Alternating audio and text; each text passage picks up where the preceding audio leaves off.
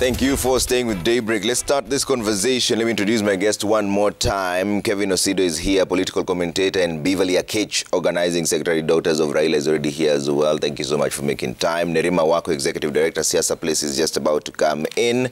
We'll talk about all matters politics and everything in between. Keep your views coming at Trevor Mbija at Citizen TV Kenya. Use the hashtag Daybreak. We'll sample some of them on all the topics we're going to talk about. Let's start with the running mate choices. Yeah, front page of the Daily Nation, they say Rigathi versus Karua. Both Martha Karua and Rigathi Gachagua have changed the presidential election matrix, brought a new angle to the ticket, and amplified the critical role played by running mates in determining the presidential election outcomes. This, however, is not just a numbers game. The deputy president is a heartbeat away from the presidency and takes over from the head of state in the case of a removal or death, which makes these two very consequential to their respective tickets.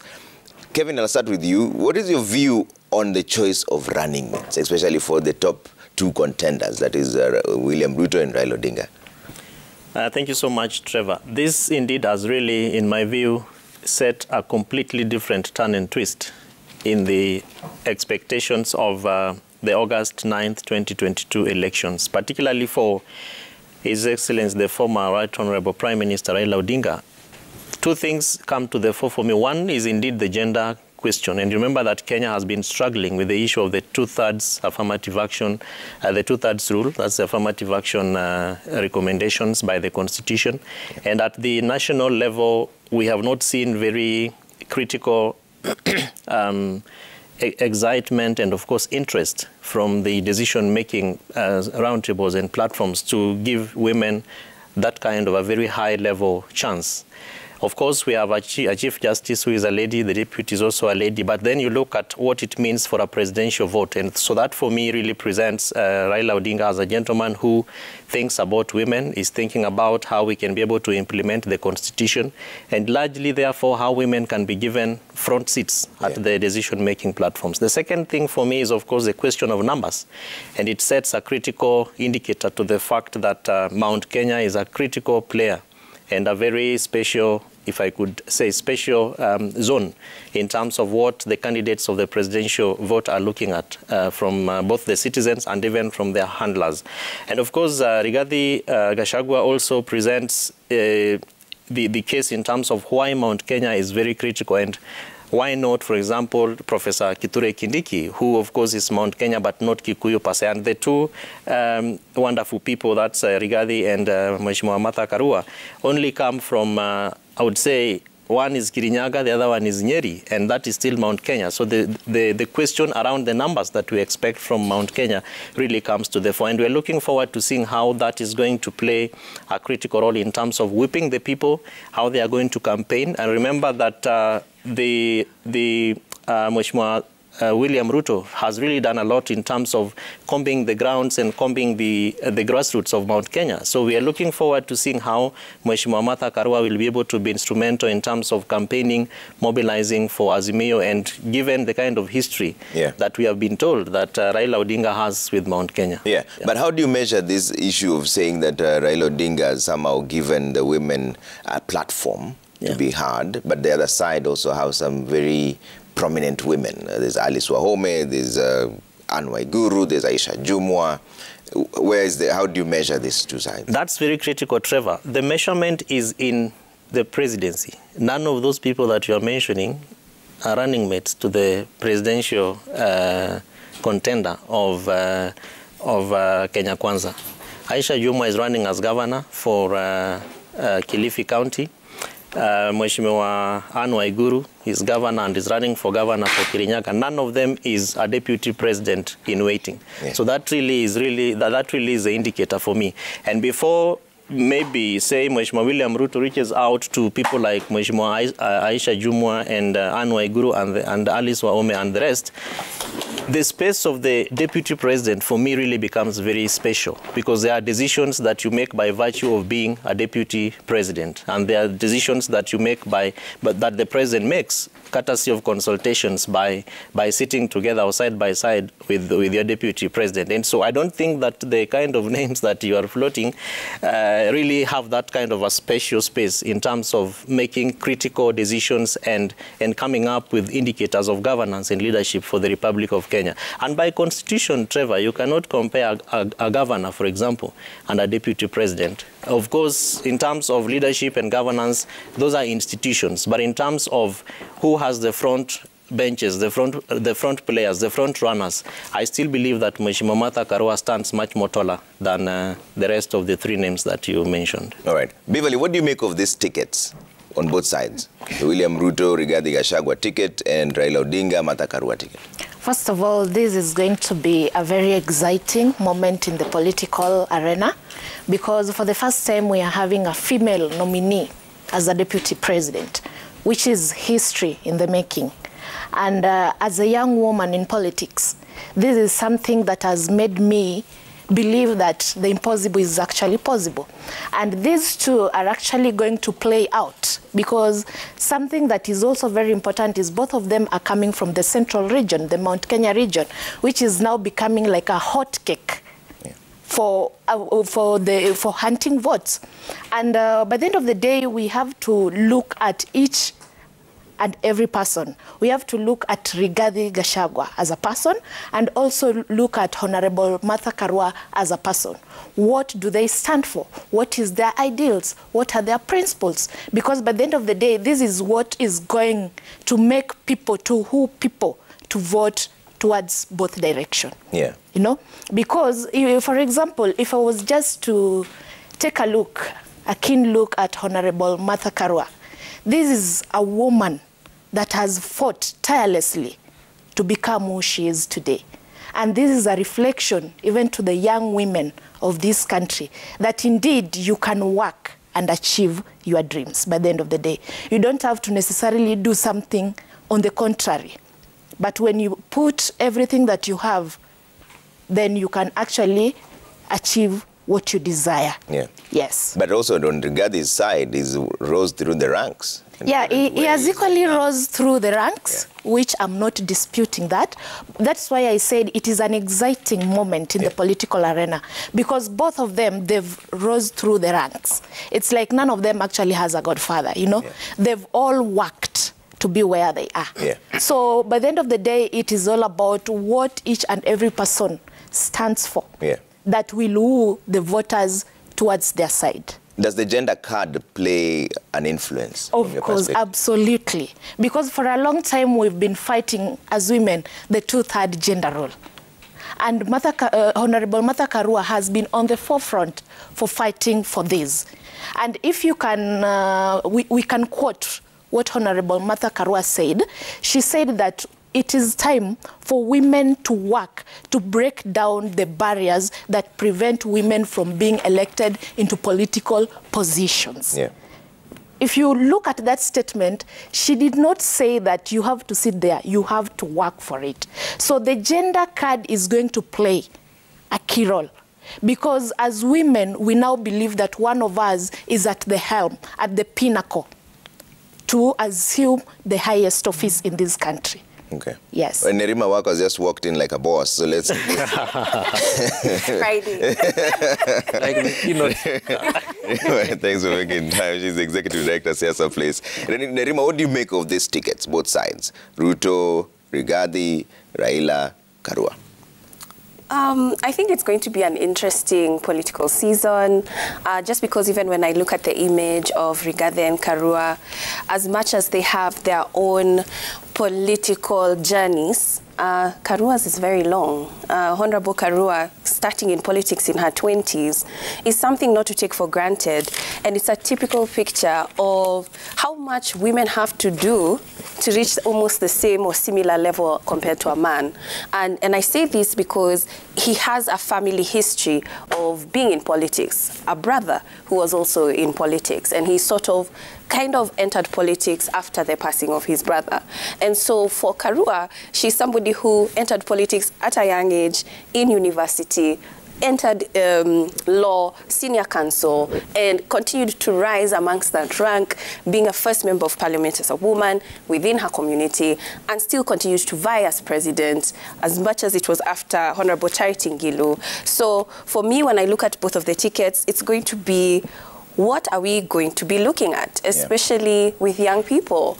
What's going to be important to them? Because a lot of times we talk about manifestos, and it's going to matter because people are going to be concerned about the economy, but we're also concerned about the corruption in our country. We want something to be done. We cannot continue to see development, and we're still losing resources toward corruption. So integrity is going to be key.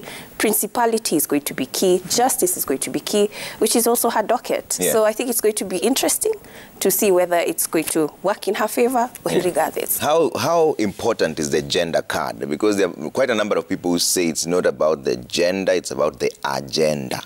It's true. It's important, but I wouldn't say it's the main conversation, because a lot of times when we do talk about women in leadership, we front the gender card first. And frankly, like I just said, I have mentioned her history. She has so much more and richness in her history, and then she's also a woman. So I would say it's important because, you know, like previously mentioned, it means a lot to young women and girls to be able to see this happening, and it is a reality for us as well, that we can also choose and aspire to be a leader in this country, the leader of this country. But it's also a symbolism. When we think about the presidency, it's a symbolic image of national unity. And since the beginning of our country, really, its birth, independence, it's like we only have one particular agenda that lives in this nation. I mean, there are others. We are here as well, and we should not be treated as invisible. So I think it's key to also see that as a citizen, I'm living and breathing, and I exist, and there's someone who can be like me on that podium, on that platform. But Kevin, how important is the gender card? Because, like I mentioned, the people are saying it's about the agenda, not the gender. Trevor, the agenda for 2022, I don't think the agenda is going to matter. Because if you look at even the narratives, the conversations that are taking place in the political podiums, it's about name-calling, name and shame. It's about abuses. People are not talking about real issues. The conversations around the economy died, 2 months ago, where we had issues to do with 6,000 shillings to special interest groups and marginalized communities by Azimio.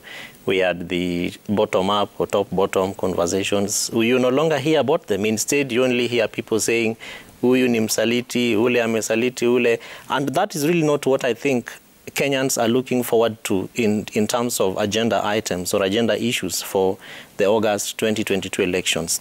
So for me, the gender is really going to matter a lot. And why is this going to happen? Because if you look at our neighbors, the region for which at which Kenya stands, the performance of Uganda, for example, look at the percentage of women in their parliament. Their National Assembly is quite higher than what we have here.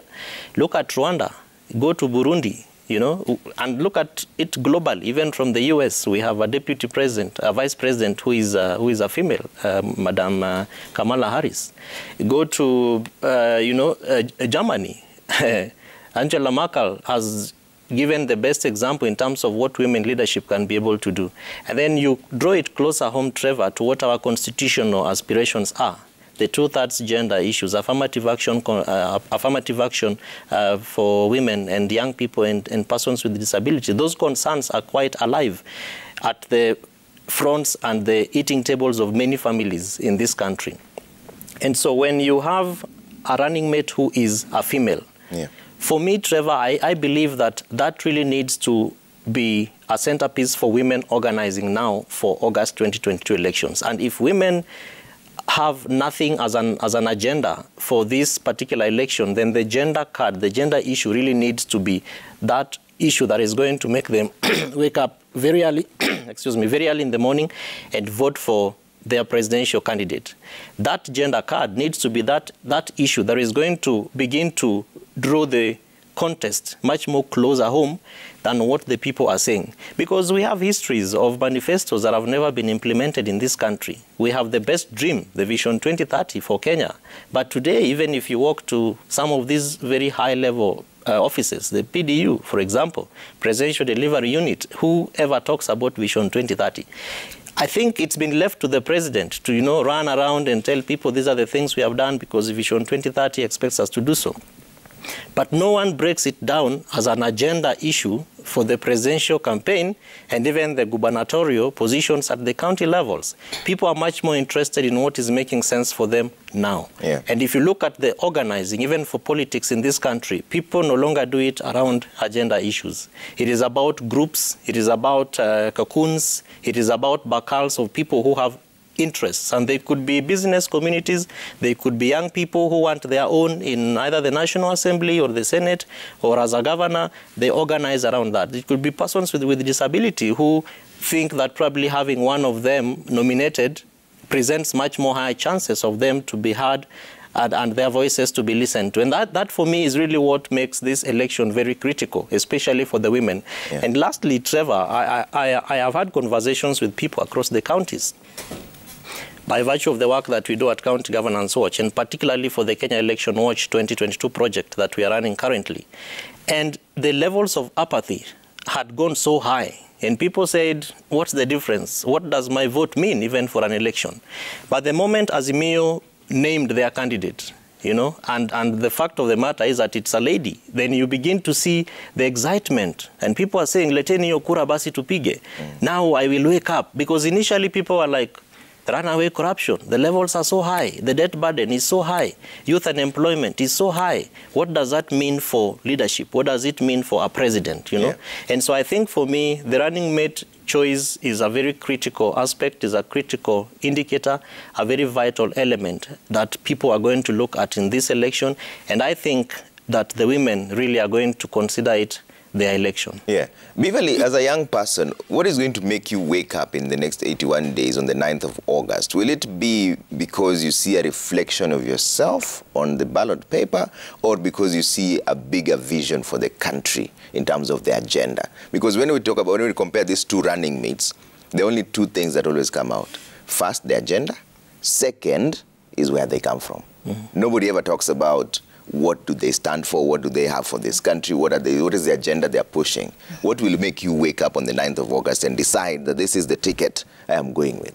What will make me wake up very early in the morning on 9th of August to go and vote is actually the bigger vision of this country.